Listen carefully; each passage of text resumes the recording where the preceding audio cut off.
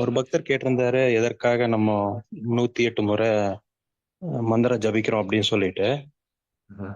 ஆக்சுவலா பாத்தீங்கன்னா 12 ராசி இருக்குது, 9 கிரகம் இருக்குது. அதை மல்டிப்ளை பண்ணா 108 டைம்ஸ் வரும். அதே மாதிரி சான்ஸ்கிரிட்ல பாத்தீங்கன்னா 54 ஆல்பபெட்ஸ் இருக்குது. அது அந்த சிவான் சக்திக்கு வேண்டி அதே நீங்க டபுளா மல்டிப்ளை பண்ணீங்கன்னா அதுவும் 108 டைம்ஸ் வரும். அப்புறம் இன்னொரு வந்து சன்னோட டயமீட்டர் வந்து 108 டைம்ஸ் வந்து எர்த்தை விட அதிகமா இருக்குது. அதுவும் ஒரு வித காரணமா சொல்றாங்க. இன்னொன்னு பார்த்தோம்னா கிருஷ்ணருக்கு சர்வ் பண்றதுக்கு வேண்டி 108 கோபியர்கள் இருந்தாங்களாமா. அதற்காகவும் 108 முறை ஜபிக்கிறோம்னு ஒரு இது சொல்றாங்க. யார் சொல்றாங்க? இது போட்டிருக்காங்க இதுல. இதுல பட் சான்ஸ்கிரிட்ல ஆல்பபெட்ஸ் வந்து 54 இருக்குது. அது சிவான் சக்திக்கு வேண்டி பிரிக்கிறதுக்கு வேண்டி 2 பேருக்கு சேர்த்து சொல்ற மாதிரி 108 டைம்ஸ் சொல்லியிருக்கோம் அப்படிங்கிற மாதிரி. அதான் யார் சொல்றாங்க? இது ஆல்பபெட்டிக் இதுல படிச்சது நான். நம்ம என்ன பண்ணோம் அப்படின்னா, என்னைக்குமே சாஸ்திரத்தை பிரமாணமா கொண்டுதான் பேசணும். பகவத்கீதையில இதை பற்றி ஏதாவது இருக்கா? ஸ்ரீமத் பாகவத்துல இதை பற்றி ஏதாவது இருக்கா? சைத்தன்ய சரிதாமிரத்துல இதை பத்தி ஏதாவது இருக்கா? பக்தி ரசாமிரசத்துல இதை பத்தி ஏதாவது இருக்கா? உபனிஷத்துக்கள் இதை பத்தி ஏதாவது இருக்கா?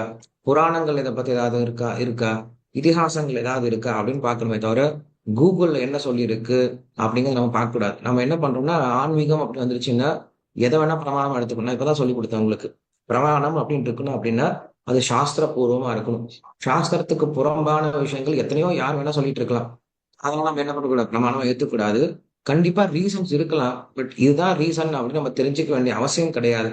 நான் சொன்னேன் இல்லையா, ஒரு சில விஷயங்கள் நம்ம காரணம் தெரிஞ்சுக்கணும் அப்படின்ற அவசியமே கிடையாது. மார்கழி மாசம் எந்திரிக்கணும் சொல்றாங்க. மார்கழி மாசம் சீக்கிரம் எந்திரிங்க, பகவான வழிபாடு பண்ணுங்கன்னு சொல்றாங்க. ஏன் மார்கழி மாசம் சீக்கிரம் எந்திரிக்கணும்?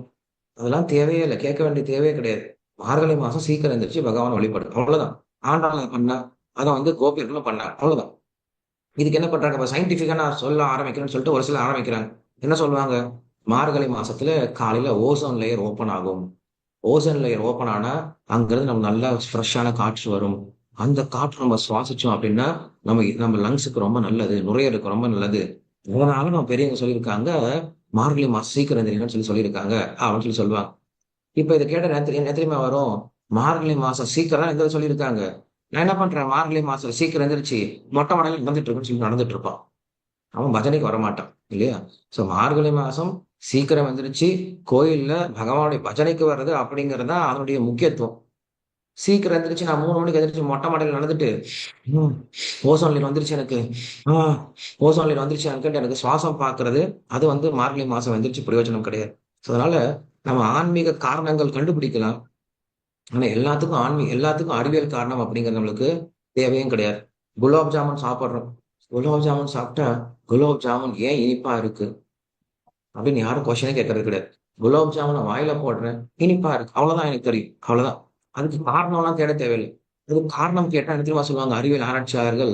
அந்த குலாப் ஜாமுனை சாப்பிட்ட உடனே உங்க நாக்குல ஒரு அமிலம் ஏற்படுது. அந்த அமிலமானது உங்க புத்திக்கு சொல்லுது நீ இனிப்ப சாப்பிடுன்னு சொல்லுது.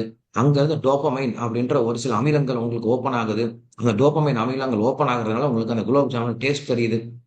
இந்த விளக்கம்லாம் உங்களுக்கு தேவையில்லை. நம்ம ஒரு அப்பா அம்மா, ஒரு கணவன் மனைவி. மனைவி வந்து கணவன் கிட்ட கேட்கிறாங்க, ஏங்க என்னை பார்த்தா உங்களுக்கு ஏங்க பிடிக்குது, என்ன உங்களுக்கு ஏன் பிடிக்குது அப்படின்னு கேள்வி கேட்கிறா. பொதுவாக எல்லா மனைவியும் கேட்கக்கூடிய கேள்வி, என்ன உங்களுக்கு பிடிச்சிருக்கா, என்ன உங்களுக்கு பிடிக்குமா அப்படின்னு கேட்பாங்க. என்ன பார்த்தா உங்களுக்கு ஏன் சந்தோஷமா இருக்கு அப்படின்னு கேள்வி கேட்கிறா. கேள்வி கேட்டா கணவன் சொல்றாரு, அது ஒண்ணும் இல்லாம உன்னை பார்த்தா என்னுடைய மனசுல ஒரு ஒரு விதமான ரசாயனம் வருது.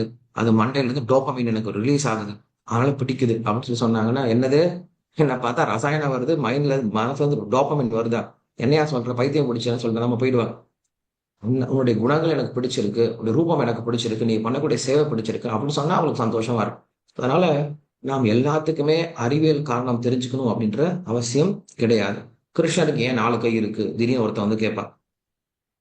பெருமாளுக்கு ஏன் 4 கை இருக்கு அப்படின்னு கேட்பாங்க. இல்ல விஷ்ணு சஹஸ்ரநாமத்துல ஏன் 1000 பேர் இருக்கு, ஏன் 2000 பேர் வைக்க வேண்டியது தானே அப்படின்னு கொஸ்டின் கேட்பாங்க. அப்ப நம்ம என்ன பண்ணுவோம், அதை சொல்றதுக்காக வேற ஏதோ ஒரு காரணத்தை கண்டுபிடிப்போம். 1000னா இது, ஆயிரத்துக்கு மதிப்பு இது, 1000னா இப்படி, 1000னா அப்படின்னு சொல்லிட்டு அந்த 1000த்துக்கு நம்ம என்ன பண்ணுவோம், முக்கியத்துவம் கொடுக்க ஆரம்பிச்சிடும். இங்க 1000த்துக்கு முக்கியத்துவம் கிடையாது, 108க்கு முக்கியத்துவம் கிடையாது. இங்க முக்கியத்துவம் நாமத்துக்கு மட்டும்தான். 108 அப்படிங்கிறது வெறும் நம்பர் தான். நம்பரை பார்த்து போகாதீங்க, வெறும் மந்திரத்தை மட்டும் சொல்லுங்க அப்படிங்கிறது தான் என்னுடைய ஆலோசனை. பட் நீங்க சொன்ன ஆன்சருக்கு ரொம்ப நன்றி. ஏன்னா நீங்க எங்கேயோ படி சொல்லியிருப்பீங்க. ரொம்ப நன்றி பிரபு. ஜெய் கிருஷ்ணன்.